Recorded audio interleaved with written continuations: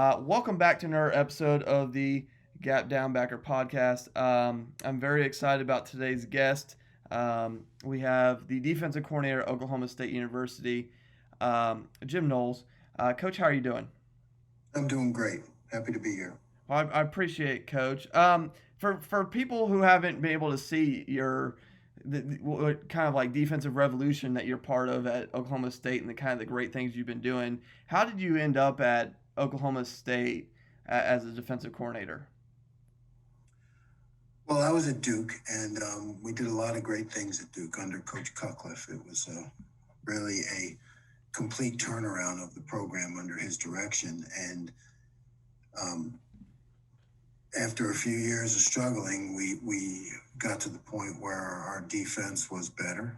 And my final year there, we had a defense that ranked, in the top 20 in multiple categories. And Coach Gundy is very much a stats guy. He's a guy that pays attention to what's going on nationally, and he saw the numbers we put up at Duke, and had an interest. So I had a chance to interview and won the position. And you don't get a chance to interview that much in this profession, at the collegiate level. At least it is very much who you know, and getting in on the process early. It's tough, for guys to get jobs. But I did get a chance to interview and was able to get the position. But really owe that to Coach Cutcliffe and the players we had at Duke, and everything that we accomplished there. But you mentioned Coach Gundy's a stats guy, and I've heard that many a times listening to him in interviews and listening to other people. How much does stats and data affect what you do as a defensive coordinator? Are you super analytical? Is it a lot more by feel and watching the film? Or how do you break that up? How's that approach for you? Because, I mean, I look at statistics and your defense is rated like third down percentage. You have one of the best in the country. How does data and stats affect you as as the defensive coordinator? Yeah, we're proud of that. We were actually number one in the country on third downs this year, and number one in defensive touchdowns. But I can't say that it affects me a lot. I mean, I'm old school, I guess. I'm 56, so I've been around a little bit, and the new wave of analytics, I appreciate it. Mm-hmm. And I we're certainly have an organization that's we have the resources to get those numbers, and to have those presented. I get to see them. We have a lot of great people that work for us, so it influences me for sure. I want to know, and I want to be aware of the analytics and the numbers, but I'm not a guy who relies on that. Really, it's a process that you set up at the beginning, and you work through it, and then you make week to week adjustments.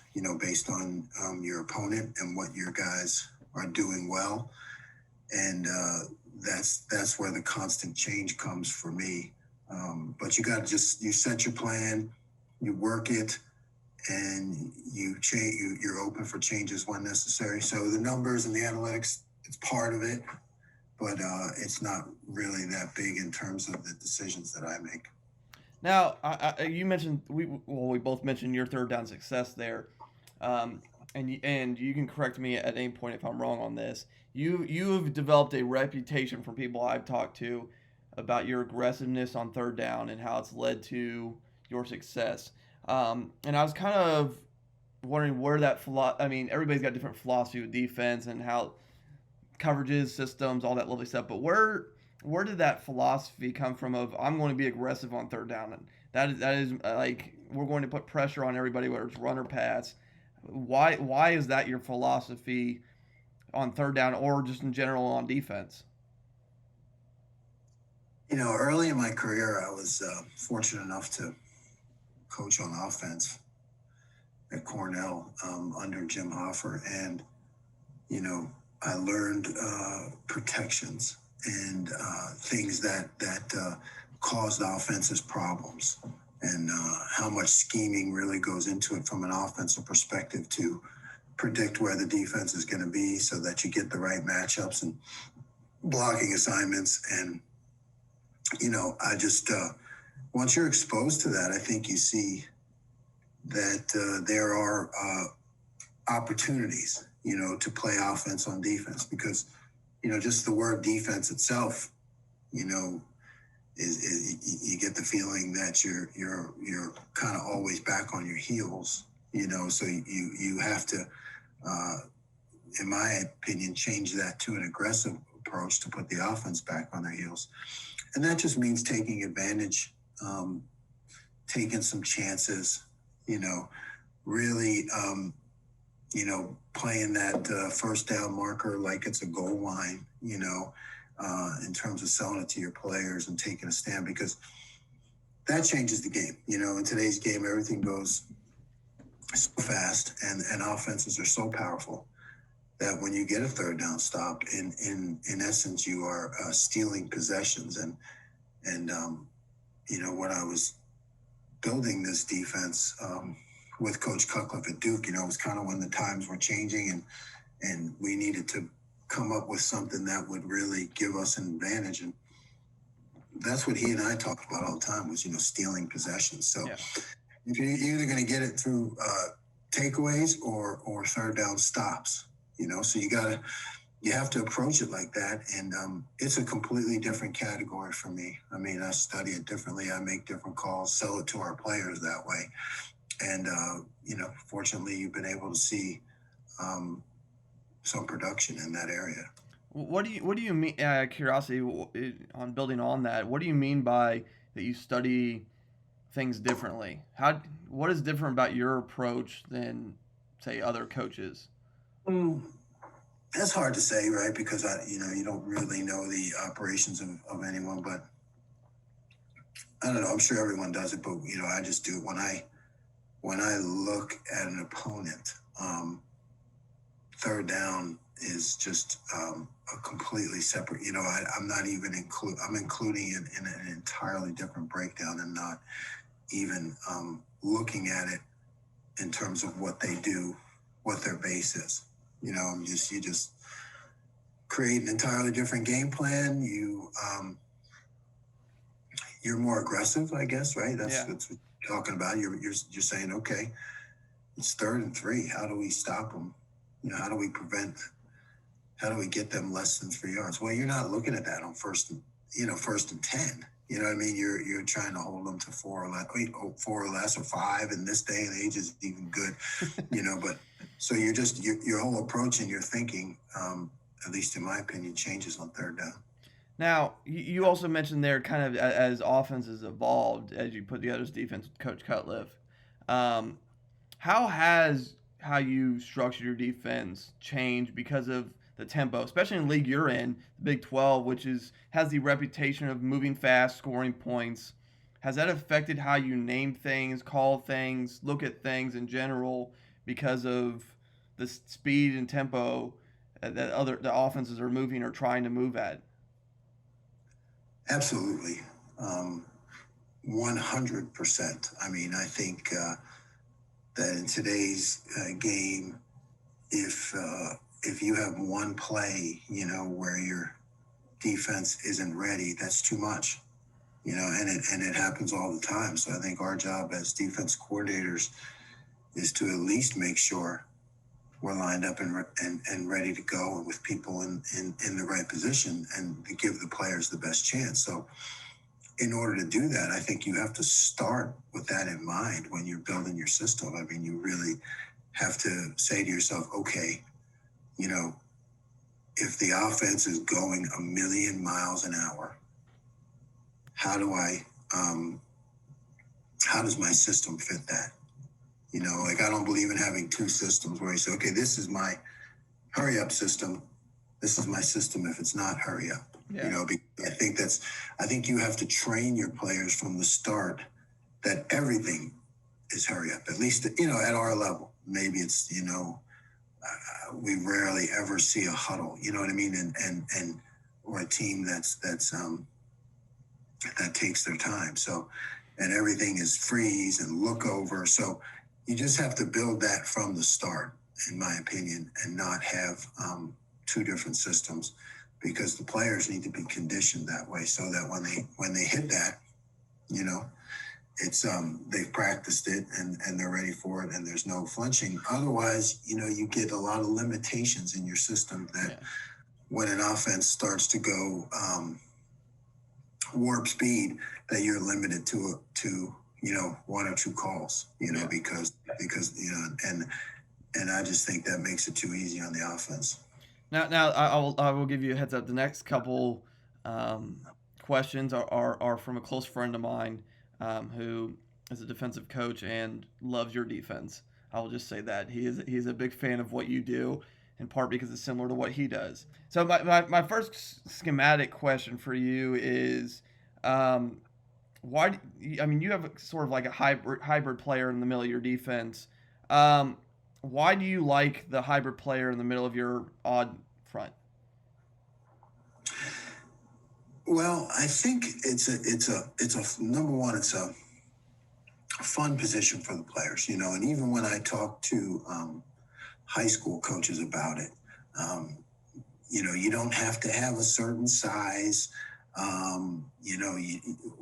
or really skill set. You just need to have a ball player, at that position, someone who enjoys the game, has instincts, is creative. You can find that guy on your wrestling team or your basketball. You know what I mean? You can sell that position, I think. And it becomes, like, we sell it in recruiting, or if I'm a high school guy, I could identify people within my building who may not fit the certain mold of a D lineman or linebacker, but you can direct this guy, right? I mean, you can play offense on defense. He can be like a tailback, where you can literally tell him what to do specifically, and be multiple and have an effect on the offense, So I think it's just a great position because you can move him around, put him wherever you need him, have him do whatever you want. And, the offense never knows where it's coming from. It's not hard. I mean, and you get a guy who's a playmaker, and you can fix things. I mean, part of playing great defense is you have to have the ability to adjust. So if you have a guy who is your adjuster like that, particularly against spread, or if the formation gets tight, now he can hit it in the middle. You can do so many different things with the guy. It just allows for a lot of creativity. Now, I mean, since he is a hybrid player, does he have a specific coach he works with, or does he bounce between 2 or 3 position coaches? How do you approach that philosophy since you have a group of hybrid guys? Yeah, it depends on the size of your staff. I've done it both ways, but like here at Oklahoma State, we have 2 D line coaches, so we consider that position part of the D line. Okay. And there's enough. There's 2 coaches there, so there's enough manpower. So I wouldn't say he has a specific coach, but I'll do some things with him. I'll pull him out sometimes and just do some one-on-one things with that position. Okay. Just some different drills or some things that I'm wanting him to do. I'll take some time and go one-on-one with that. So it really depends on the size of your staff. You don't have to have a specific coach, because you may want to train that guy at another regular position, be it a linebacker or D line or DB. I mean, I tell you what, at Duke, we had a guy who was probably, 5'8", 180, and just, an incredible athlete who was a safety for us, but we were able to move him up into that position. It's just about what your staff can handle, but you don't need a specific guy to do it. Now, going on with that, you mentioned he's your adjuster. Are you trying to also use him to create mismatches, whether it's rushing or dropping or whatever you're doing? Is part of what you're doing with him to create mismatches, or is it just truly to just adjust? Both, right? Exactly. When you have a mismatch at a guard or a tackle or a center or some weakness that you want to pick out, or how about a tight end? You know, teams that want to go max protection and have the tight end in the protection. Well, that those guys aren't trained that well to be pass protectors. So you can put, you know, a dynamic guy on the tight end. That makes a difference. Now you can also use that guy to stop specific plays. You know what I mean? Rather than a people, you can say, okay, I'm getting hurt by this play. You know, I can take this guy and tell him to do um, a certain technique, and now you have a play stopper. And I think that's important. Or then you can take the guy and add him into coverage and create, you know, simple drop. I'm not talking about asking him to do a lot of different things, just simple drops that all of a sudden now you have an 8-man drop or you have an extra guy in the underneath coverage that the quarterback's not expecting, which all of a sudden he shows up in different places. You know, it allows for a lot of creativity along all those lines. Okay. I mean, did you have a specific concept that was more successful on third down than others? Is it just like, or was there a variety just depending on who you played? What would you attribute that some more of that success to? Is there specific concepts, specific rush packages, specific coverages that you find that be more successful for at least what you do and how you teach it, or does it kind of vary depending on the team to team? No, I think there's definitely specific concepts. You know, I mean, first part of it is getting into the game. You know, whether you're going to be 3 down or 4 down, getting in the 3 or 4 best pass rushers. Sounds simple, but it doesn't matter if the guy's a DB, you know, or a linebacker. One thing, we always talk about coverage and rush working together. You know, that's important. But you know, everybody's worried about the coverage. Well, the rush has a faster opportunity to affect the play. So get some guys in there that are just going to be, you know, bowling balls with butcher knives, you know, and just go crazy and just all, you know, and start there. And then I think you want to have, for us, the philosophy of making the quarterback adjust post snap. That's important, right? You want to present a picture that he doesn't necessarily know what's coming, and then do some different things out of that picture, you know, but make him read post snap. You know, don't allow him to line up and know where he's going to go with the ball. So, and then the third part is you got to be able to zero blitz. You got to be able to come after the quarterback from whatever structure and send everybody. You know, that when that's in your package, that changes everything. So, yeah. You know, some 3 or 4 guys that you can count on to pitch a fit, changing the structure post snap, and then have the ability to send everyone at any time, whether it's 3rd and 5 or whether it's 3rd and 15. We're always going to have that on the film that, you know, you're going to have to be wary of the fact that we will send everybody at any time. Now, you mentioned earlier about treating third down completely different than every other down. Does also the field position, where you are on the field, factor into how you approach that third down too? Like, instead of the -20, you're on the +20 or the +40. How much does that stuff get involved at that point? It only does to me if you feel like they may run it or get off their normal tendencies, you know, whether that's backed up or, you know, if a team crosses the 50 and now you think it might be 4 down range, right? You really got to play, you know, 4th down becomes 3rd down at that point. You know, I think you have to understand that if a team is 3rd and 10 on the, you know, 35-yard line, whatever, 52, and they don't have the kicker for that capacity, that there's every chance that they might run the ball, you know, when they would never run the ball at 3rd and 10 at another time. So field position does have a factor. I think it comes into play when you're in, that field goal, non-field goal range, or when the other team is really backed up.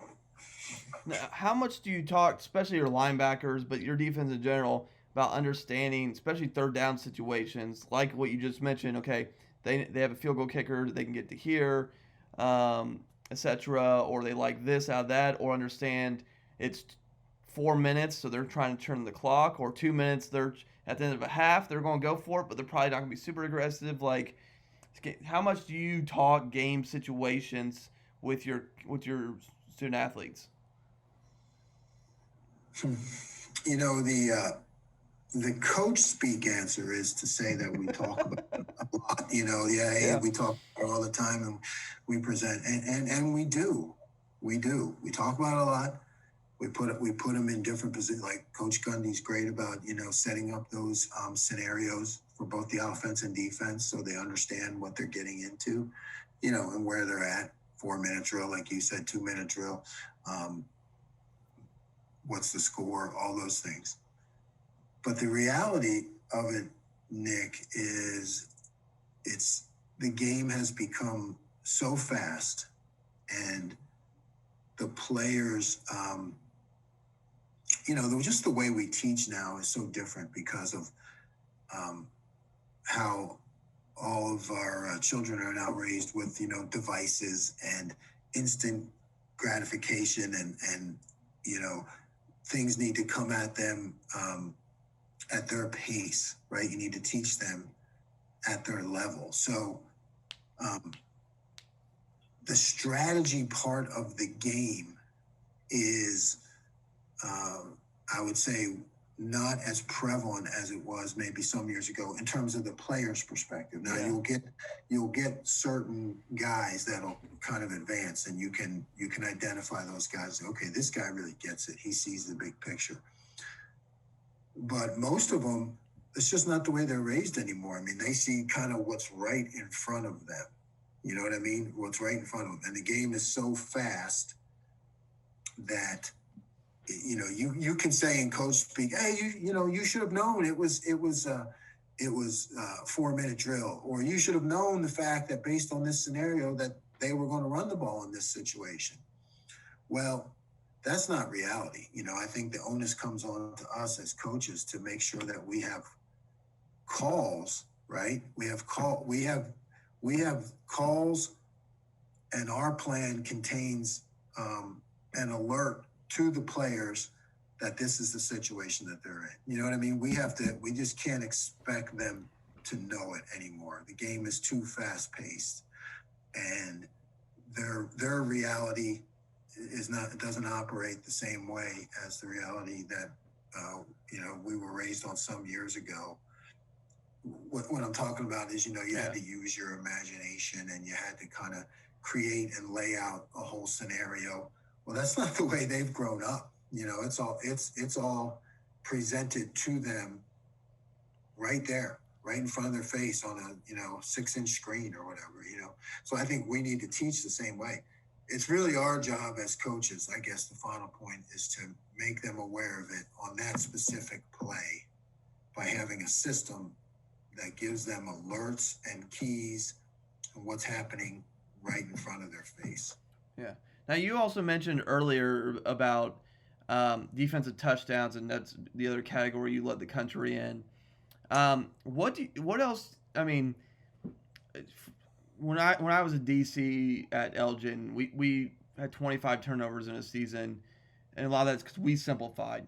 Why do you think you guys have so much success turning the ball over and forcing defensive touchdowns compared to, say, some other schools? Is it how you practice it? Is it how you is it just schematically how you approach it? It's that aggressive mindset that you have, especially on third down, forces maybe some bad passes, or leads to some strip sacks, etc. Why do you think you guys are? And it's not just there. Even at Duke, you were extremely successful at turning the ball over. Why have you been successful at your multiple stops doing that? I mean, that's the question that all defense coordinators struggle with, right? Because We all want to do the turnover circuits and Yeah. practice and all those things, because that's how coaches are, right? Practice leads to game success. That's what we have. That's what we we spend a lot of time planning practice. So, but I can't say that we're any different than anybody else in that. I mean, Yeah. it's we try to practice it with circuits and different emphasis during the practice, and then we highlight it. You know what I mean? We try to have these short unit meetings where it comes across on the screen. The action. You blow up the example of a guy trying to strip. You blow up. When you see a guy scoop a ball, you make the players respond, and you make it interactive so that they're seeing it in front of their face and it's coming at them in all ways, shapes, and forms. And that's good. I think that works, and it's good for coaches. But the way it happens for me in my experience is that when you get veteran players who understand your system, and you've done a good job teaching, and sometimes it takes a couple years, right? And all of a sudden you end up with veteran guys who understand their place in the system and where they fit. Then the game slows down for them. Yeah. Like you said, simplify, whatever that is. I'm not a simplify guy, but I do think it takes time to get a guy who's comfortable. And when you get a guy who's comfortable, they make more plays because the game slows down and they have the opportunity to really spot the ball, locate the ball, and affect the game. Now you mentioned teaching there. How much does that, as a conversation amongst your staff, do you guys evaluate how you teach things and how you approach things, or how much is that communicated? Like, we want to teach this way. Does it vary depending on the kid? How do you approach installing and teaching your system every year? And has COVID changed any of how you teach and approach going into next year? COVID hasn't changed it. No, I mean, we spread out more. Back when COVID first came around, we had to do it more via Zoom. But we talk about it. I think it's the job of the position coaches to understand how each player learns in their own specific style, and then they need to approach it that way. And they need to have some guys need a lot of individual time, extra time or a different approach. I think that's the job of the position coaches to know that. My job is to create install plans and unit meetings that keep their attention and that are brief, right? Because the attention span is not long, and you're kidding yourself if you think you're going to have a long meeting. So they need to be 15, 20-minute meetings. They need to have, what we call hotspots on the screen, things that jump out to them and meet them at their level, because that's what they're used to with their devices. And the music and the engagement. Like we'll also have, at the end of every install we do, which again are not long, we'll have questions, right? And the question will come up, but all the players, they don't know who's going to get asked the question, and all of a sudden, so the question comes up, then their face pops up, and they have to stand up and answer the question in front of everybody, in 3 seconds. If they're not doing it in 3 seconds, sit down, plays over.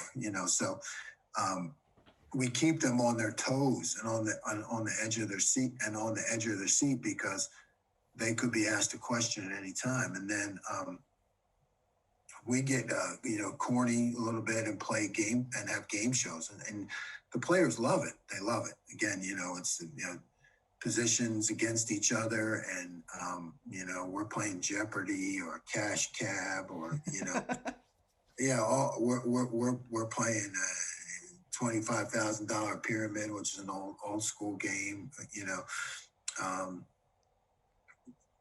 What's the one where you make them draw? Where they get the word and then they have to draw it. Pictionary. Yeah. Pictionary. We play Pictionary. Which is great because you may get the stunt comes up, ram whatever, but they can't say the word. They just have to draw it, and then their partner has to guess it.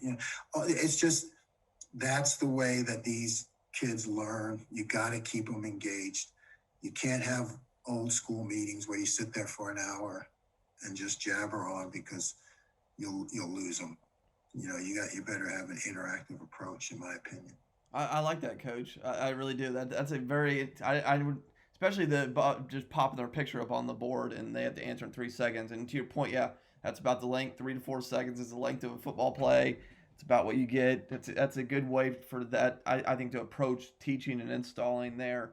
Um, from a practice standpoint, how do you approach practice in general? Like you mentioned your installed plans there and coming up with interactive meetings, but how do you structure your defensive practice? Because I know defensive coaches that like a lot of anytime and not much team. I know other coaches that like a little indie and a bunch of group time and then a little bit of team. Or and I know other coaches that still love a crap ton of team. Everybody's a little different in their approach. How do you approach your practice? Obviously, there's the circuits and other stuff, but how do you approach your practices, and what's including down in distance, in group time, and all that lovely stuff?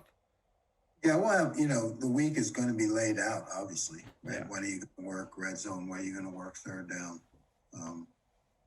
All those things are going to be laid out different days. That you need to have your structure, and that's going to be the same week to week on when you're going to do that. But in terms of the actual practice, I like the approach of one, like a pre-practice, walkthrough where you're going to go through any mistakes that you made the day before and any new concepts that you might be doing for that particular day in that practice. And again, keep it, it's a walkthrough, but keep it paced. You know what I mean? It's not, it's a little more talking, but you do want to keep it. I mean, I'm still trying to be on them. You know what I mean? I need to engage their minds right away when they get out there. So, I mean, it's that's how without helmets, okay, put your helmet on the side. Let's go through this or that. Sometimes it's just against trash cans, right? In formations, which I think is great. I think you should do that all the time. It's just fit your gaps, fit your formations, boom, try to run 1-2 defenses, sometimes 3. Early in camp, 1, 2, 3, 4 defenses against the same look. You know what I mean? Everybody gets a shot. But during the season, you're really only going to focus on the 1s and 2s. But get a little pre-practice there. And then short individual, I'm not that huge on individual, particularly during the season. Not a lot of time, but you get a little individual. Then we'll start working our back end together, linebackers and DBs. I think that's important at a slower pace to be able to go through those pass fits. And then, have the front linebackers and D-line on the run fits, so you want to really segment that, in my opinion. I always want time to go against our offense at full speed, not tackling. We hardly ever tackle, but full speed against good players. I don't care if they don't run anything that the offense we're facing that week is going to run. It's still the speed of the game. Okay. I mean, to me, that's important. The speed of the game against the best players you can find, even for a few minutes, like on Tuesday and Wednesday, is very important. And then when you get to the actual game simulation against the opponent using your scout team, we get pretty aggressive in terms of our, coaching. We want to coach it like a game. We don't want, we're trying to make it as competitive as possible, even though it's a scout team. It's not a walkthrough, right? I mean, you want to really try to amp it up and, coach hard, motivate, be demanding in that scout team period, because that's the only look you're going to get, at really the opponent and at the best speed that you can get at. So whatever that is for you, I think it's important that you look to simulate the game to the best of your ability. I think that is really at the coach's pace, because the players are going to go at the coach's pace when it comes to those scout team periods. So I think it's important that the coaches take the attitude that we're going to make this as game-like as possible. Okay. And then kind of as we start wrapping up, Coach, um, outside of watching your game film, is there any way or play and obviously visiting down there in at Oklahoma State? Is there any like clinics or any coach tubes or any articles you've written if somebody wants to learn more about your style of defense? Because I know I have some buddies that knew you were going to be on here, and that's what was one of their questions they want to know. Is there any outside of visiting you or getting hold of some of your game film? Is there any way to learn more about your defense? Yeah, that's. I mean, I appreciate that, and I'm always willing to teach them. I mean, I try to do uh, clinics when asked. Even though it's not about the money, but to me, it's about giving back. So I try to when someone asks me to do a clinic, and if I can, I do it. So I want to make myself available in that way. Um, I don't think there's anything online. I mean, Okay. coaches are really hesitant to do that nowadays. The technology is so great that I think, people don't put up a lot anymore at this level because it's just, you feel like, you're almost giving away to the opponent your stuff, and that's Yeah, I get reality. it. And that's reality. But I've done plenty of Zooms, particularly during COVID. I thought that plenty of Zooms with high school guys, college guys, people that wanted one-on-one work. I try to be available, but that's really it. Okay. I think you can always. I always appreciate people that do study the tape and then have specific questions. Nick, I'm always open to that. Yeah. It's hard when a guy says, "Hey, tell me about your defense." I mean, look, I'd love to, but we need to have a week, and that's not going to happen. But I mean, so I would say, I appreciate guys that are like, "Coach, I watched this, I saw this. Yeah. Tell me, tell me about this. What's this particular thing?" And the specific questions, I'm always happy to answer that. And then kind of like the last major question I have for you, on top of that, is you obviously you've spent time in a multitude of places and have success there, but what has the offenses from the ACC to the Big 12 affected you at all, altering your approach, altering schematically at all? Has or have you? I mean, obviously you've still forced turnovers and had a very good third down percentage and good defense, and you're still aggressive.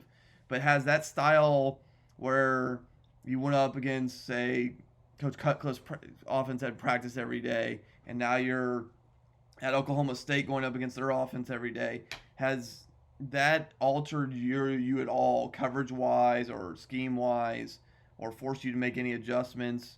Because, like I said, obviously the Big 12 has that reputation of everybody's in the air raid, everybody's just going to throw everywhere all the whole practice. Has that altered you how you approach things? Absolutely, absolutely. It's real in the Big 12. I mean, if they spot a weakness, they're going to go for your jugular and, take a lot of shots and do a lot of things that you just don't see, in other conferences. It's just, it has that reputation and it's real, when you're in it, trying to defend it. So a lot of times I'll watch ACC stuff now or Big Ten. I'll be like, hey, why aren't the offenses doing this? You know what I mean? Because that's Yeah. what we're seeing. I mean, So yeah, it's definitely changed. I mean, I think that our job as coaches is you have a system that you like and you believe in and a way of teaching, but you have to be able to change. You have to be able to keep up with the times, with your opponent, because Otherwise, you're not giving your players the best chance. So we've had to morph and adjust and learn, and that's my job. I think if you say this is what I do and this is how I do it and I'm sticking with it, well, you'll do fine as long as your players are better than the other players. But when they're equal or not, and you can't complain about your tools. That was Coach Cuckla's big thing. Is a good carpenter doesn't complain about his tools. No, you adjust. You have to adjust, and I think we've certainly done that in the Big 12, and I'm happy with the direction we're headed. Now, do you, from an off-season standpoint, ignore COVID for a second, which is hard to do, but still ignore it. In a typical off-season, how do you approach your off-season? I'm always curious about this with offense and defensive coaches. How do you approach your off-season from a self-eval standpoint and bringing in or getting rid of things? Yeah, evaluate yourself, break it down by call, by situation. Evaluate your upcoming opponents, what you did against them last year. Are they changing new staffs? What worked, what didn't work? You know what I mean? And then you create your install. For me, which is really comes in the summer. You may create a separate install for spring. You know what I mean? You may just without looking at, you may just look at yourself. You look at yourself first. And you say, you know what do we need to work on? What do we need to get better at? What area of our defense do we want to grow? And you create a spring focus. You know what I mean? Because that's important. That's not based on opponent. That's based on your returning personnel and where you want the defense to go. Now, when it gets to your opponents in the season, that might kind of morph and change. But the spring focus really needs to base on who you are, what improvements you need to make, what's your returning personnel. I just think that, and try to keep it really simple in the spring. With we're focusing and tell the players we're focusing on these 2 to 3 areas, and this is where we want to get better in the spring. And I think that period is important because you have to be constantly changing. 1, because of what you're facing and what's happening with offenses out there, but 2, because your personnel's changing all the time. Yeah. Do you and then before I wrap this up, do you have any advice for defensive coordinators, high school, college, doesn't really matter? Obviously, given the fact that you guys have to deal with all these offensive coordinators who think they know everything. Do you have any advice for any of the coaches defensively before we go?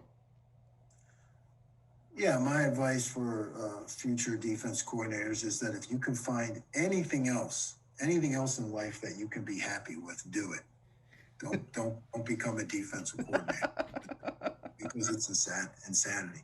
But if you are just driven, in your gut, you got to do it, then number 1, realize that there's going to be some failure. There's going to be a lot of light bulb inventions that don't work, that you got to keep trying, and you got to, you need to take the approach of being a constant learner, always studying, always looking, be able to evaluate yourself, be able to, and this is important, be able to take responsibility with your players when things don't go right.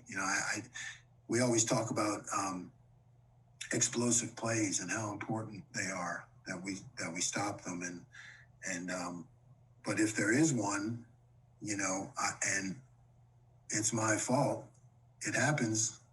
I think as a defense coordinator, you got to be able to step up and earn your players' trust by saying, you know what, I blew that, or I didn't have you prepared for that. So there's just an attitude of constant learning, of accepting responsibility. Try not to take things personally, although you're going to.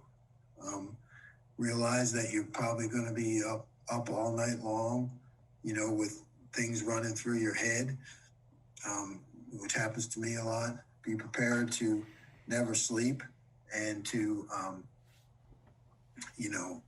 just enjoy the hell out of your job, because it is very challenging. But don't be afraid to be aggressive. To try to turn the tables on the offense and come up with some things.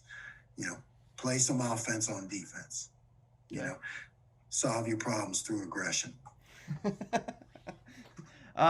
Coaches, that was Coach Knowles.